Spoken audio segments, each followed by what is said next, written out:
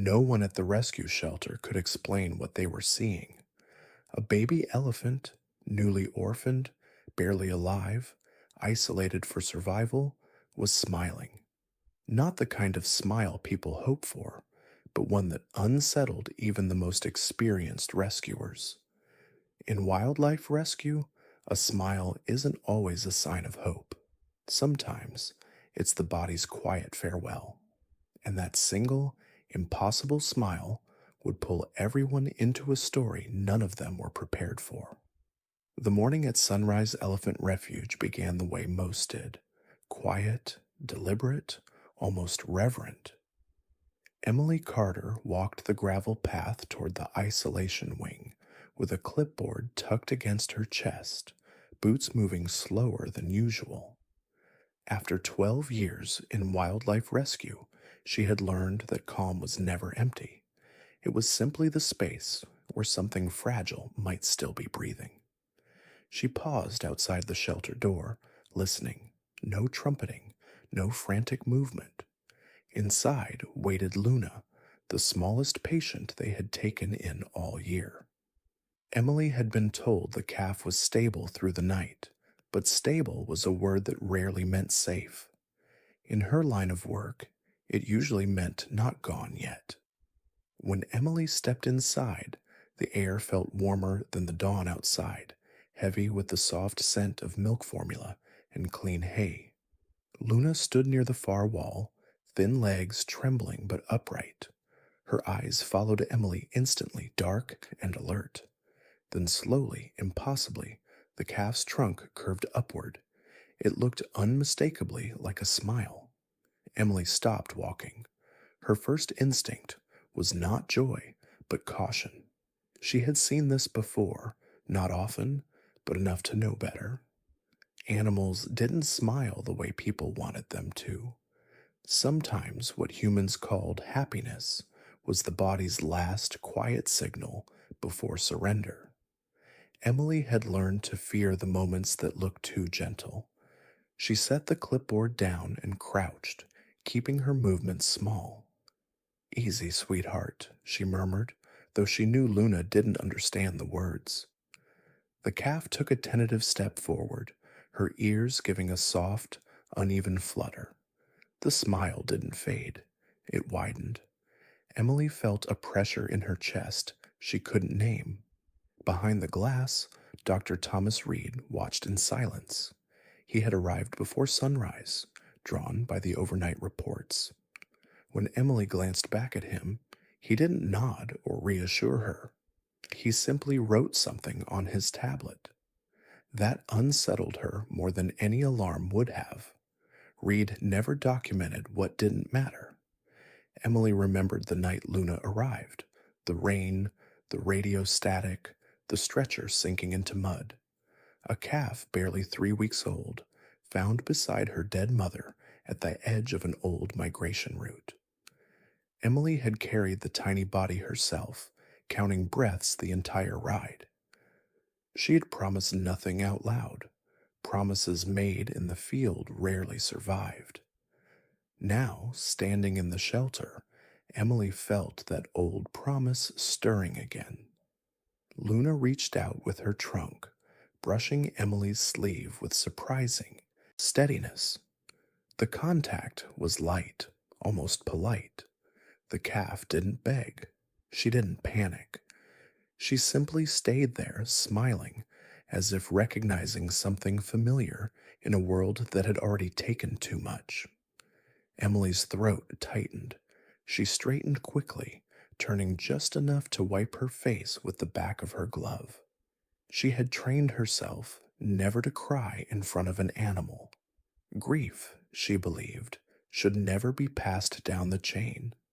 But this felt different. This felt like being seen. Reed finally stepped inside. He observed Luna closely, eyes moving between posture, breathing, and that impossible expression. "This isn't typical," he said quietly. Emily didn't ask what he meant. She already knew. Typical cases didn't look back at you with trust before they were safe. As the sun climbed higher, the shelter filled with muted activity. A new volunteer named Hannah entered to prep feeding supplies, freezing when she noticed Luna's face. Is she happy? She whispered. Emily didn't answer right away. She watched Luna turn slightly, as if aware of the question, the smile still there, patient and unchanged. By mid morning, Emily logged her notes carefully, choosing each word with restraint. She wrote about hydration, balance, responsiveness. She did not write about the smile. Some things felt too powerful to name too early. Outside, the refuge carried on, unaware that something subtle had already shifted inside its walls. Before leaving the shelter, Emily knelt one last time. Luna leaned closer, resting her small forehead briefly against Emily's shoulder. The smile softened, but did not disappear. Emily closed her eyes, breathing slowly, letting the moment settle without trying to explain it. She didn't know yet why Luna kept smiling, only that whatever the reason was, it mattered, and that somewhere between fear and hope, a line had been crossed, one that would not let any of them walk away unchanged. The day unfolded gently at first, almost deceptively so. Emily moved through the refuge with practiced calm, logging vitals and checking supplies, yet her thoughts kept drifting back to Luna's shelter. The smile lingered in her mind like a quiet echo. Experience told her that anything that felt too gentle deserved a second look. By late morning, Emily joined the medical briefing under the shade of an acacia tree. Dr. Thomas Reed spoke in his measured way, reviewing cases with clinical distance. When Luna's name surfaced, his voice slowed. He didn't smile. He didn't reassure. He only said they would watch her closely, especially when behavior didn't match expectations. Emily understood what he was not saying. In rescue work, unexpected calm could be a warning. Some animals shut down when pain overwhelms them. Others mask distress with stillness. She had seen calves grow quiet hours before fading. The memory tightened her chest, even as she nodded and took notes. Back at the isolation wing, Emily stood just outside Luna's door, steadying her breath before entering. The shelter felt unchanged, yet different. Luna lifted her head the moment Emily appeared.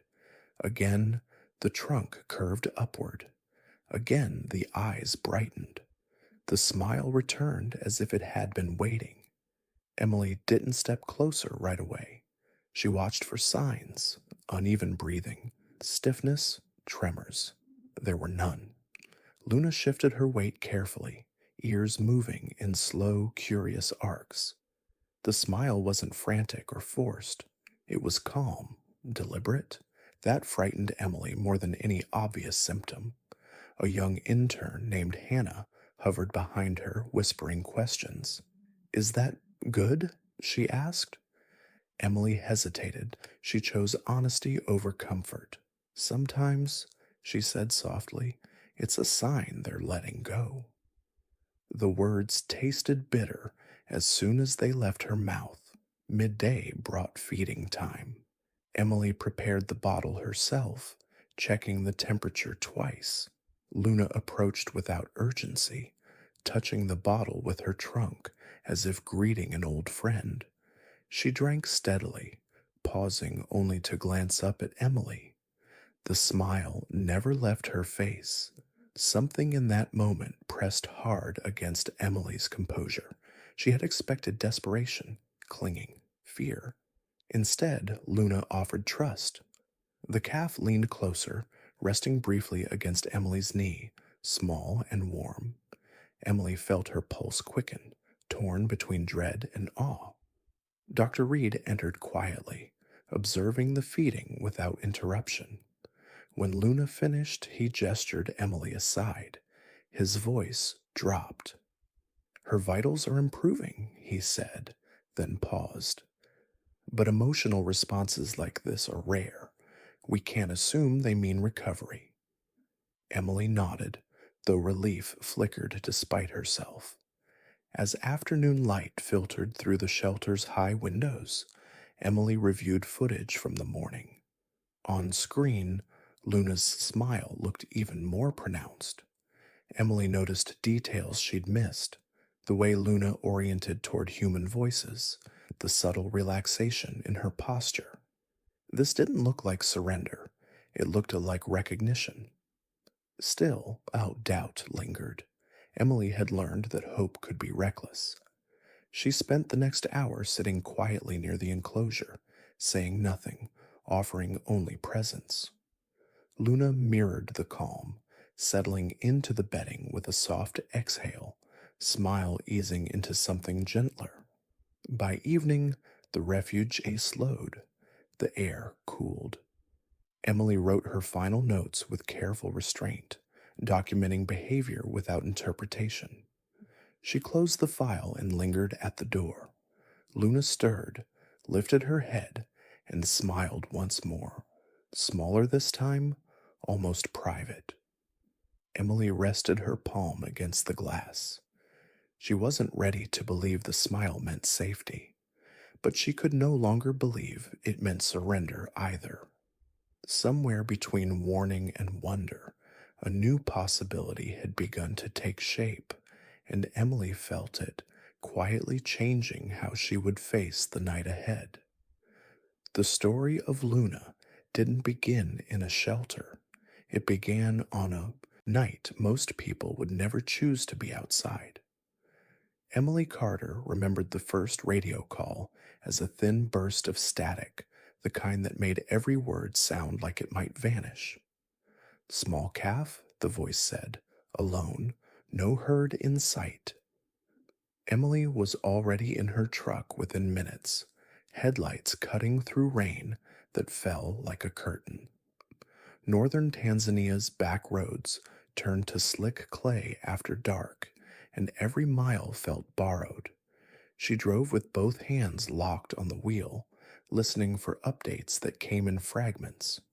Her mind kept returning to one brutal truth: a calf that young couldn't last long. At the ranger post, two scouts waited under a tin awning, faces wet and tight with urgency.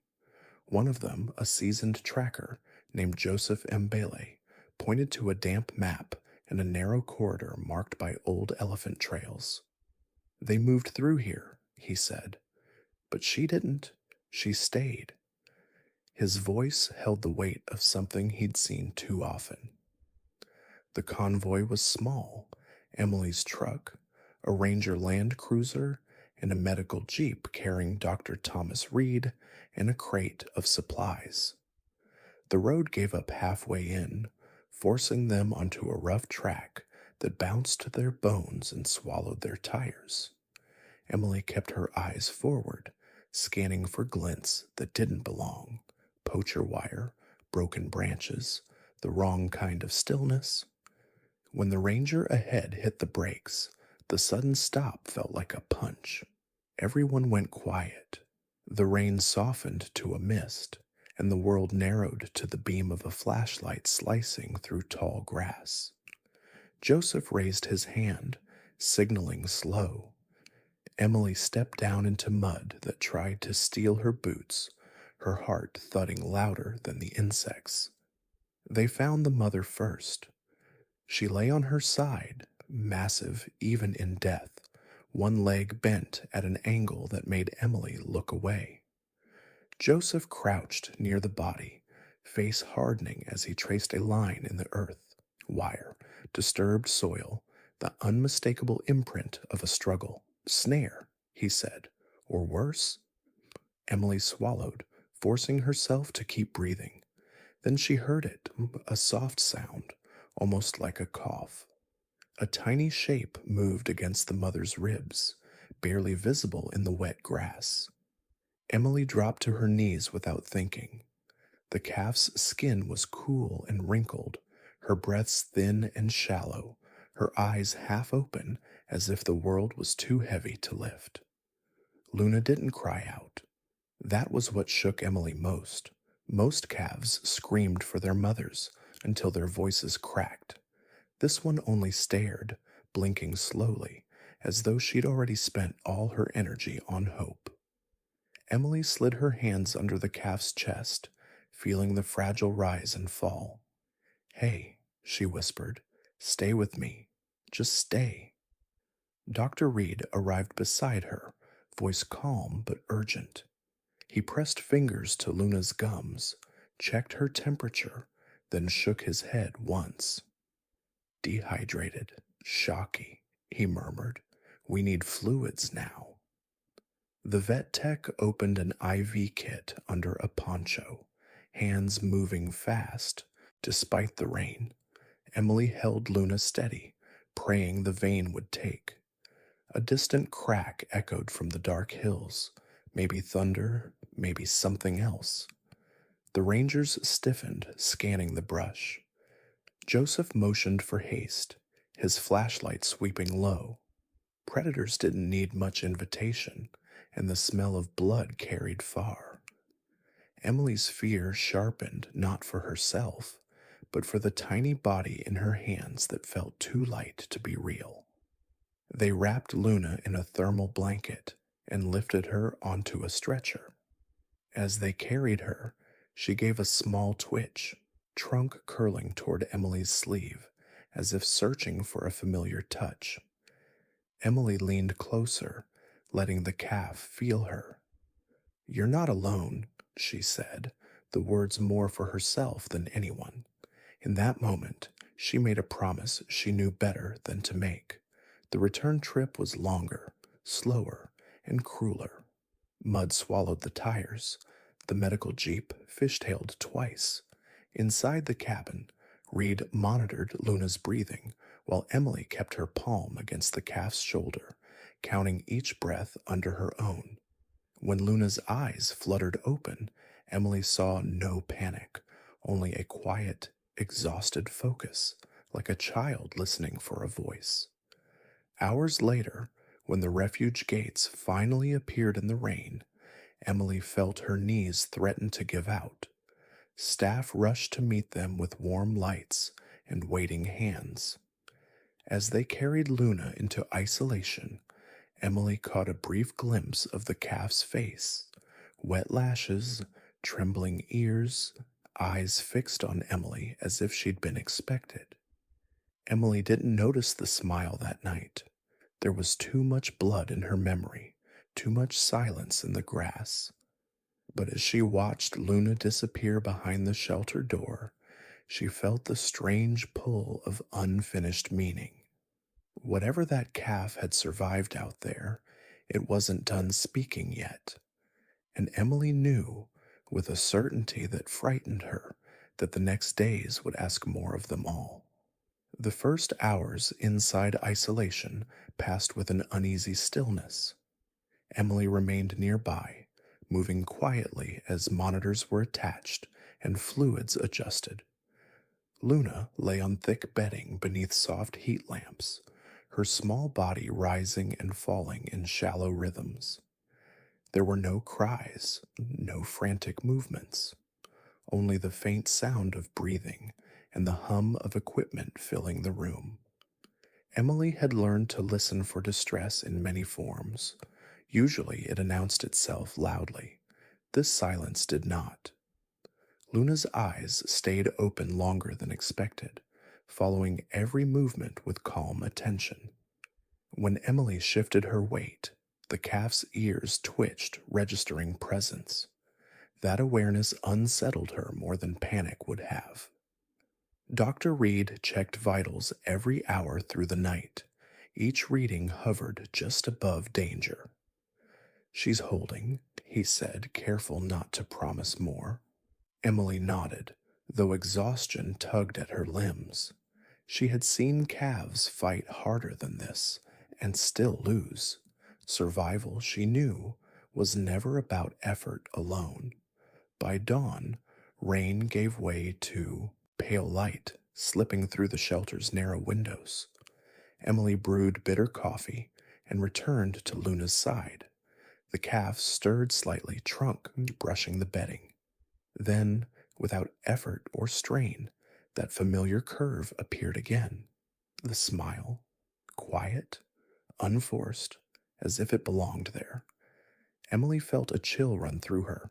She had seen animals dissociate under extreme trauma, a gentle detachment that mimicked peace. She leaned closer, watching for glazed eyes or shallow focus. Luna met her gaze directly. The connection was immediate, deliberate, and deeply unsettling. Hannah entered softly with fresh towels, stopping short when she saw Luna's face.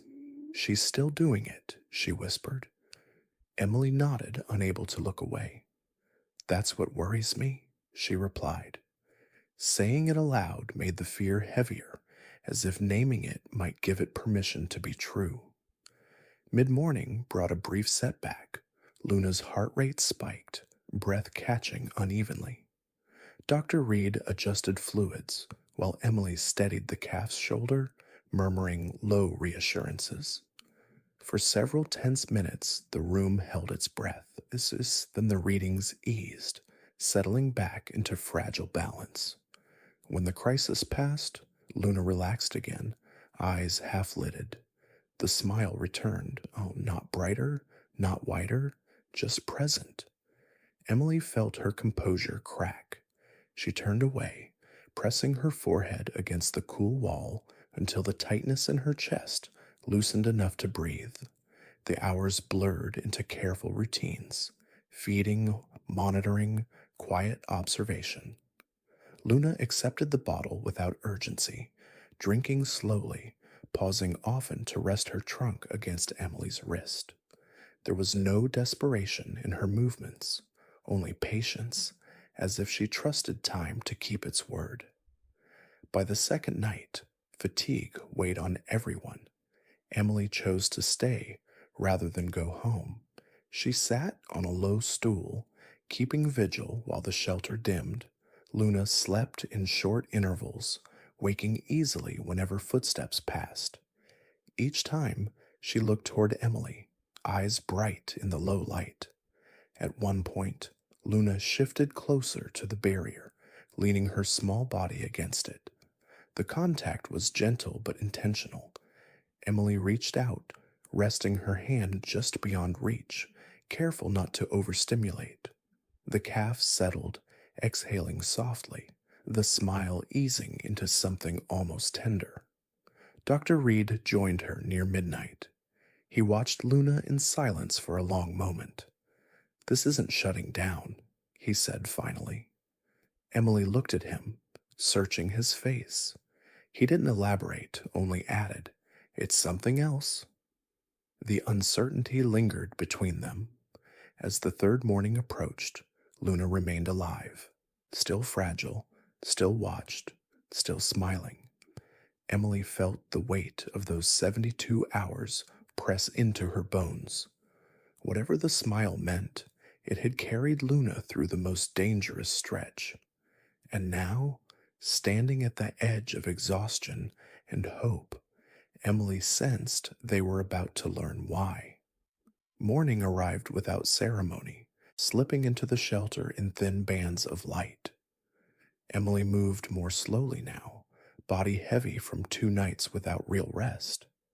The isolation wing felt suspended in time, as if the world outside had agreed to wait. Luna was awake when Emily entered, already watching, already calm. Emily prepared the camera almost as an afterthought. Documentation was routine. Every critical case required visual records for medical review. She adjusted the strap around her wrist, telling herself this was procedure, nothing more. Still, her hands felt unsteady. Something in her sensed that this moment would not stay ordinary. Luna lay resting on the bedding, eyes half closed, breathing shallow but even. When Emily took a step closer, the calf's ears lifted. The change was immediate. Luna stirred, pushing herself upright. With visible effort, as though drawn forward by something she couldn't yet name. Easy, Emily whispered, instinctively lowering her voice. She knelt, bringing herself closer to Luna's eyeline, careful not to crowd her. The camera remained on, forgotten. Luna focused on Emily's face, studying it with an intensity that made Emily's pulse quicken. Then it happened again. Slowly, deliberately, Luna's trunk curved upward. The expression settled across her face, not fleeting, not reflexive. A smile clear enough that there was no denying it. Luna took a small step forward, wobbling, then another, until she stood just inches away. Emily felt tears rise before she could stop them. She tried to blink them back, tried to stay professional, but her chest tightened painfully. Behind her, someone inhaled sharply. Another rescuer turned away, pressing a hand to their mouth. The room filled with quiet, unguarded emotion. Luna reached out, brushing the lens of the camera with the tip of her trunk. The contact was gentle, curious, almost affectionate. The image blurred briefly as the camera shifted. Emily didn't correct it. She couldn't. In that instant, procedure dissolved into something raw and human. Dr. Reed stepped forward, his expression unreadable. He had seen countless recoveries, countless losses, yet even he seemed momentarily undone. "Keep filming," he said softly, though his voice lacked authority. This was no longer about records. This was about witnessing. The calf remained there, standing despite the effort it cost her, eyes locked on Emily. The smile didn't waver. It wasn't exuberant. It wasn't performative. It felt purposeful, as if Luna were offering something back: acknowledgement, connection, gratitude. Emily had no word for it. Minutes passed unnoticed. Eventually, Luna's legs trembled, and Emily gently encouraged her to rest. The calf complied without protest, lowering herself carefully. Even as she settled, the smile lingered, smaller now, private. Emily turned away, tears finally spilling as she lowered the camera. Later, when the room had emptied, Emily sat alone replaying the footage. 37 seconds. That was all it lasted. Yet within it lived something vast and unexplainable. She realized her hands were shaking, not from fear this time, but from the weight of what they had just shared. By afternoon, the video had already begun circulating among staff. No one added commentary. No one needed to. The moment spoke for itself. Emily closed her laptop and returned to Luna's side, heart still unsteady. Whatever this smile meant, it had crossed a line, one that would change how they understood survival. As evening settled in, Emily rested her palm against the glass and watched Luna sleep. The smile faded in rest, leaving only softness behind. Emily felt both broken and strangely full. She didn't know yet that this quiet, tear-filled moment would soon reach far beyond these walls, but she knew nothing here would ever feel the same again. The shelter felt different after the video, as if the air itself had learned something new. Emily noticed it immediately, the way people lowered their voices, the way footsteps slowed near Luna's door. No one said much. They didn't need to. The image of that smile had already settled into everyone's thoughts, quiet and persistent. Dr. Reed called a brief meeting that afternoon, gathering the core team beneath the shade cloth outside isolation. He replayed the footage once, then again, this time without sound. "We need to be careful," he said finally. "What we're seeing isn't joy in the way people understand it." His words were calm, but his eyes carried weight. Emily listened, arms crossed loosely, feeling the pull between fear and hope. Reed explained that young elephants are wired for connection above all else. When that bond is shattered too early, the brain searches desperately for replacement signals, rhythms, voices, presence.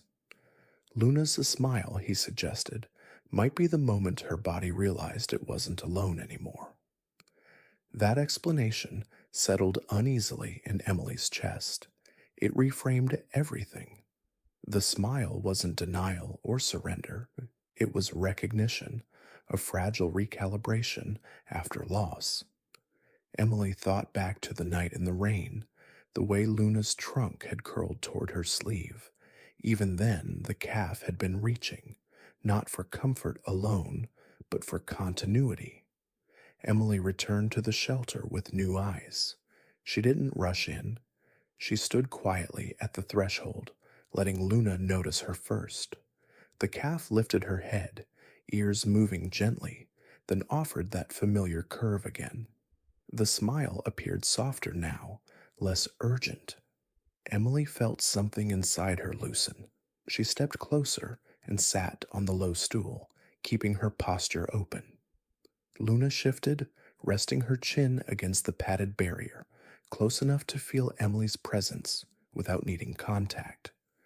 The moment felt balanced, mutual. Emily realized that for the first time, Luna wasn't searching her face. She was simply sharing space. Hannah joined them later, hesitant but curious. "She looks settled," she whispered. Emily nodded.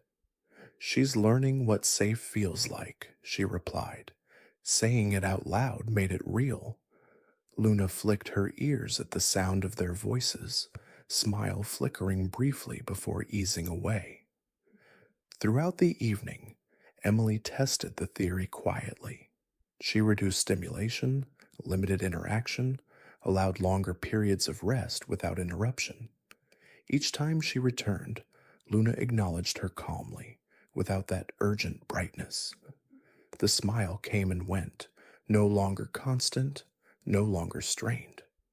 Dr. Reed observed from a distance, scribbling notes. "This is what we want," he said softly at one point. "Less display, more regulation." Emily understood. Healing wasn't loud. It didn't announce itself. It slipped in gently, asking for patience rather than celebration. As night fell, the shelter dimmed to a low amber glow. Emily sat nearby, listening to Luna's breathing even out into deeper, steadier rhythms. The calf slept longer now, uninterrupted. When she stirred, she didn't immediately search for eyes. She shifted, resettled, and slept again. Emily felt a wave of relief she hadn't allowed herself before. The smile, she realized, had never been meant to last forever. It was a bridge, a brief signal that Luna had crossed from isolation into connection. Watching her now, Emily understood that the real miracle wasn't the smile itself. It was what happened when Luna no longer needed it.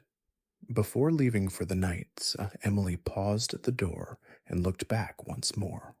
Luna slept peacefully, face relaxed, no trace of that signature curve. Emily smiled to herself, quietly, carefully. For the first time since the rescue, she believed Luna wasn't just surviving. She was beginning to heal. The ripple began quietly, the way meaningful things often do. Emily noticed it when her inbox filled with unfamiliar names, messages forwarded from staff she barely knew. Someone had shared the video beyond the refuge. No captions, no appeals, just Luna's face, those 37 seconds moving on their own. By midday, the phones started ringing. Not reporters yet, just people asking if Luna was real, if she was alive, if the refuge was safe. Emily answered when she could, choosing her words carefully.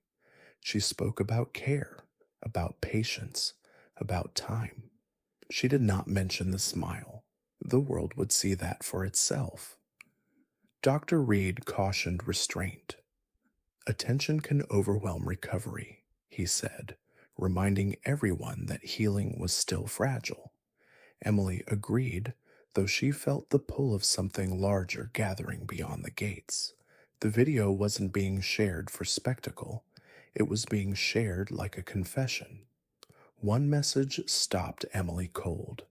It came from a man in Oregon named Mark Wilson, a retired firefighter who wrote in short, steady sentences. He said the smile reminded him of his granddaughter's courage during her final hospital days. He asked where to donate. He added simply, "She helped me breathe today." Emily read the message twice, then once more. She didn't know what to say back, so she said thank you. She told him Luna was still here. That felt like enough. When she returned to the shelter, Luna lifted her head and watched her, eyes calm, presence grounded. The smile flickered, then softened. Visitors began arriving at the refuge gates with flowers, drawings, handwritten notes. Staff redirected them gently, protecting isolation. Emily watched from a distance as letters piled up, each one carrying a private grief, a quiet hope. Luna, unaware, slept through most of it, breathing slow and steady. In the afternoons, Emily noticed a change in herself. She spoke more softly. She moved with less urgency. Luna mirrored it all. When Emily sat nearby without engaging, Luna remained settled. The smile appeared less often now, like a language no longer needed for translation. Hannah helped organize the messages, reading some aloud during breaks. They came from teachers, grandparents, nurses, parents who hadn't known where to put their sadness until now. Emily listened, surprised by the tenderness in their voices. Luna had become a place people were resting their hearts. One evening, Emily replayed the video again, not to study symptoms, but to remember the feeling. She realized the smile had invited people in, then quietly stepped aside. It hadn't demanded attention. It had opened a door and trusted others to walk through. Dr. Reed noted the data with cautious optimism. Luna's vitals stabilized further. Appetite improved. Sleep deepened. Connection without dependency, he said, tapping the chart. Emily nodded. The world's attention hadn't tethered Luna to fear. It had loosened something instead. As dusk settled, Emily stood near the enclosure, listening to distant voices outside the refuge fade. Luna shifted, rose briefly, then lay back down without seeking reassurance. No smile this time, just ease. Emily felt a swell of gratitude she didn't fully understand. The messages kept coming, but the shelter stayed quiet. Emily learned to hold both truths at once, that Luna's story was traveling far, and that Luna herself was finally staying put. The smile had done its work. Now the rest would happen slowly, the way healing prefers. Before leaving that night, Emily turned off her phone and sat beside the glass.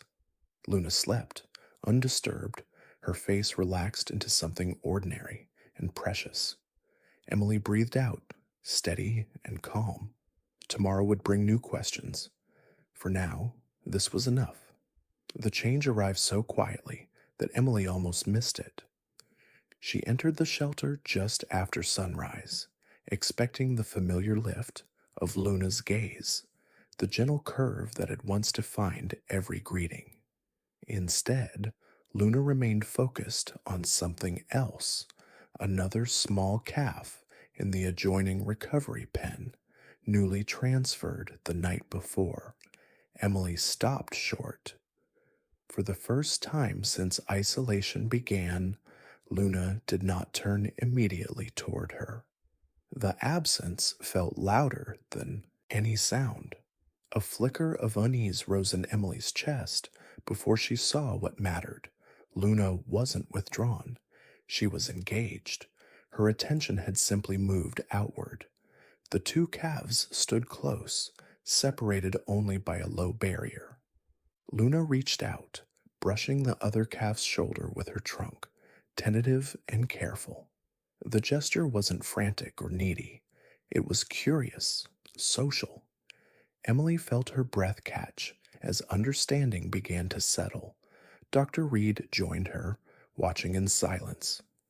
"This is what we hoped for," he said at last. "She's redirecting." Emily nodded, though her eyes burned. The smile that once searched for human reassurance had given way to something quieter, something sturdier. Belonging was taking shape. Later that morning, the barrier was removed under careful supervision. Luna stepped forward without hesitation, standing beside the other calf, as if the space had always been meant for two. There was no dramatic reaction, no visible joy, just calm acceptance, the kind that comes when fear loosens its grip. Emily noticed it then. The smile was gone, not replaced by sadness, but by ease. Luna's face rested in a neutral softness, eyes half lidded, body relaxed. The expression that had drawn the world in had done its work and stepped aside, leaving something more lasting behind. Hannah whispered. She stopped smiling. Emily smiled gently in return. "That's how we know she's okay," she said. Saying it felt like closing a circle. The paradox resolved itself without fanfare. The sign they had feared, then cherished, had never been the destination. As days passed, Luna's focus shifted fully to the small group around her. She learned their rhythms, followed their movements, rested when they rested. Emily reduced her visits, watching from farther away, allowing space to do its quiet work. Luna no longer needed to be seen to feel safe. On Emily's last evening assigned to isolation duty, she stood at the doorway one final time. Luna glanced up briefly, recognizing her, then returned to her companions. No smile, no reaching, just trust, settled and complete. Emily felt a swell of emotion she let pass without resistance. She stepped outside as the sun dipped low, casting long shadows across the refuge. Behind her, life continued without ceremony. Emily realized then that the most powerful moments in rescue were often the ones that ended softly, without applause or witnesses. Luna had smiled because she needed to believe someone was there. Now she no longer needed proof. She had found her place, not through attention, but through connection. Emily walked away quietly, carrying the truth with her. Sometimes healing doesn't announce itself. Sometimes it looks like a smile disappearing, because it finally isn't needed anymore. If this story stayed with you, even quietly, I'd love to know you were here. You don't need to write much.